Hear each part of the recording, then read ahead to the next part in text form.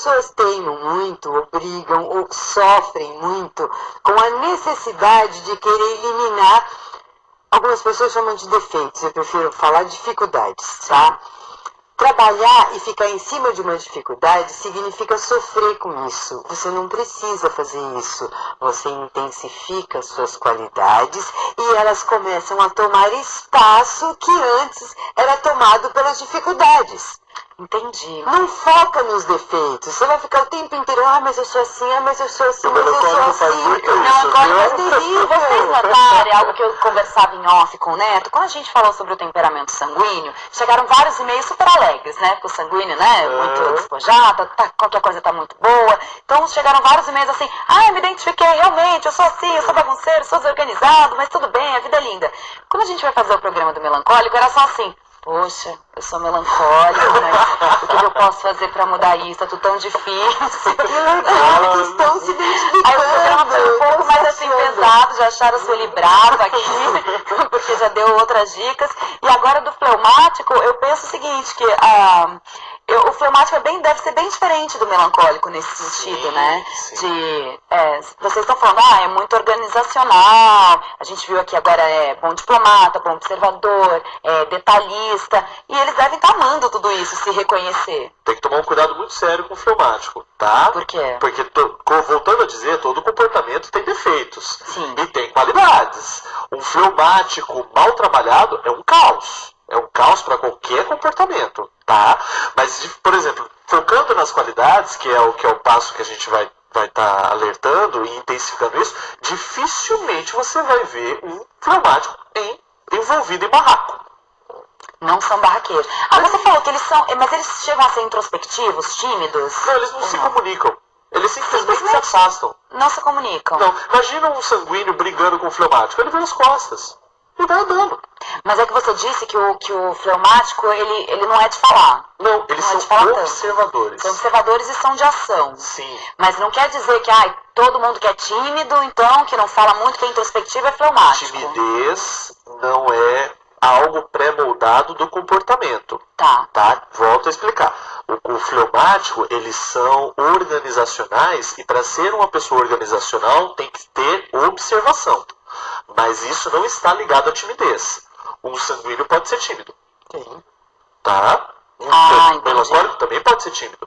Mas um fleumático, ele é mudo porque ele se torna uma pessoa observador para não cometer os erros que aqueles comportamentos têm. Ele é um bom ouvinte. E como eles são em minoria, aí que eles ficam quietos mesmo. Entendi. Não diria que o bom ouvinte é uma característica. Sim. Tá? O bom ouvinte é muito mais do melancólico. Do melancólico, tá. Porque assim, ele não tá se importando muito da maneira como você quer. Ele já tá na cabeça dele estruturado do jeito que ele vai fazer. Entendi. Nossa, A Sueli tá escondendo o jogo, mas ela tem um exemplo dentro de casa. A gente já viu aqui, O Renato estava comentando aqui, a Renata falou que minha filha está aqui no estúdio hoje. E a hora que o Renato falando, eu fui enxergando o guarda-roupa da minha filha. que o Neto foi falando. Tudo organizadinho, por cores, tudo certinho, tudo. E assim, o grande problema, arca com muita coisa e aí Fica fica sobrecarregado. cansado, fica sobrecarregado, porque carrega o mundo nas costas. Não, e a Mas filha não da se Sueli importa tá de tudo fazer. combinadinho. Tudo A gente bonitinho. sapatinho vermelho, blusinha vermelha, batonzinho vermelho, tá? Incrível. Tá um luxo. E a gente falou, vimos ali também líder, diplomata. Sim. Então eu queria que vocês desenvolvessem um pouquinho essa parte. E daí como é bom observador, detalhista, vocês falaram bastante disso no campo profissional. No campo profissional, se você jogar um fleumático para vendas, você esquece. Você pode fechar a empresa e ir para casa, porque eles são extremamente honestos. Se o produto está com defeito, ele vai falar o defeito do produto. E se por acaso, se eu entro pra comprar uma roupa e pergunto pro informático, aí, como é que eu tô? Ele vai falar na tua cara. Mas é honesto. Tá uma porcaria, não serve pra você, pode ir embora, mas tem uma loja ótima com os preços maravilhosos. Ele não chega a menosprezar, mas ele vai ser honesto dentro daquilo que você perguntou.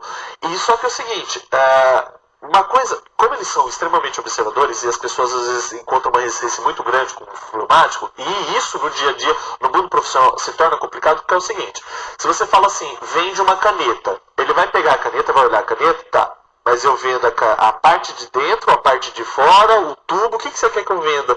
Não, eu quero que você venda a caneta inteira. Tá, mas quanto eu dou de desconto? Se você não entregar para um fleumático detalhadamente do jeito que você quer, esquece que ele trava. Isso funciona em casa. Olha o que acontece, é um erro muito comum. Amor, vai no supermercado comprar fazer a compra. O fleumático vai olhar para tua cara e vai falar, o que eu preciso comprar? Cadê a lista? Quanto eu posso gastar? Mas você não disse que ele era de ação?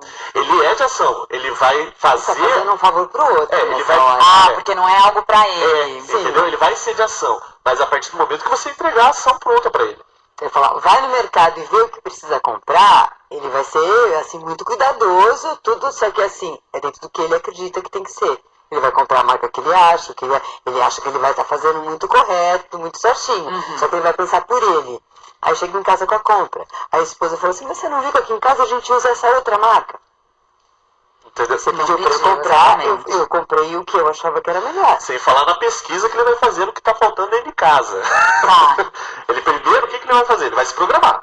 Aí ele vai fazer a pesquisa de tudo. Qual sabão, Aí ele vai pesquisar aonde vai encontrar o melhor sabão, o desconto. Então, por exemplo, você deu a lista de compra, pode esperar umas 3, 4, 5 horas, ele não volta antes disso. E se você tiver com pressa, esquece. Com fleumático é tudo bem devagar. Entendi. Olha, pra gente que tá em casa, pro pessoal que tá em casa, né, pra você que tá assistindo, e ainda tá meio que na dúvida, tudo, vamos assistir um trechinho de um filme pra ver se a gente pega um pouquinho desse fleumático. Gente, eu quero continuar assistindo. É assim? Sim, exatamente. E ali vocês podem observar que é o confronto, né? Já do fleumático com o outro comportamento. E pro fleumático tá tudo ok. Tá tudo bem, os 4 minutos. Sim. Manhã, 4 minutos à Vamos noite. lembrar que existe a intensidade das coisas. Não é todo mundo que é fleumático que vai ser desse jeito, né? Tem gente que é menos. Tá? Entendi. Mas vai observar no dia a dia que tem comportamentos assim. Por uma questão social, as pessoas não saem falando. Eu tenho tanto de porcentagem, né? Mas elas pensam. Entendi. Elas fazem o cálculo. Não sai falando, né?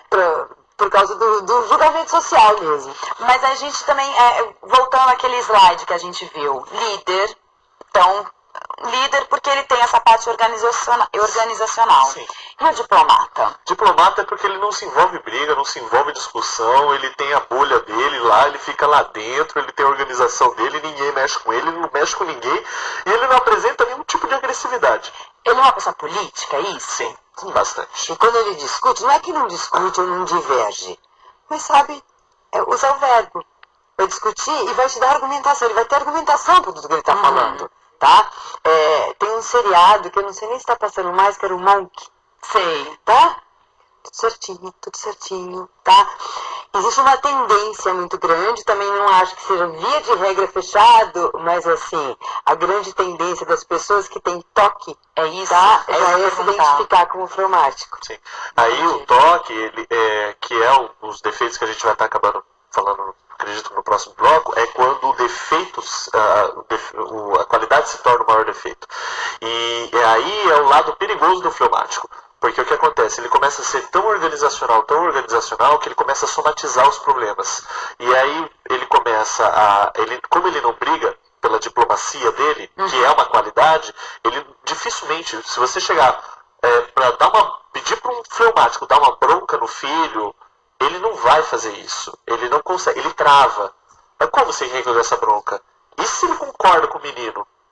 Entendeu? Entendi. Então, o fleumático, eles são pessoas que têm as ideias próprias, e para você quebrar essa ideia, você tem que ter um argumento violento para provar que ele está errado. Mas, por exemplo, quando a gente entra falando diplomacia, politicagem, assim, né, da pessoa ser política, não entra em omissão? Ele não se omite? Por exemplo, pode ter situações que ele deveria ter tomado uma ação e ele se omitiu para ficar nessa diplomacia? Ou não, isso não chega a acontecer com o fleumático? Na hora que ele precisa realmente falar, ele vai ter a voz e vai ter o verbo. Ele não roda a baiana, mas não que ele não tenha ideias. Na realidade, como não ele é que ele é busca quando ele busca essas informações de porcentagem, de querer saber, é para se certificar de que o que ele vai falar ou a ideia que ele vai defender, ele vai ter argumentos para discutir.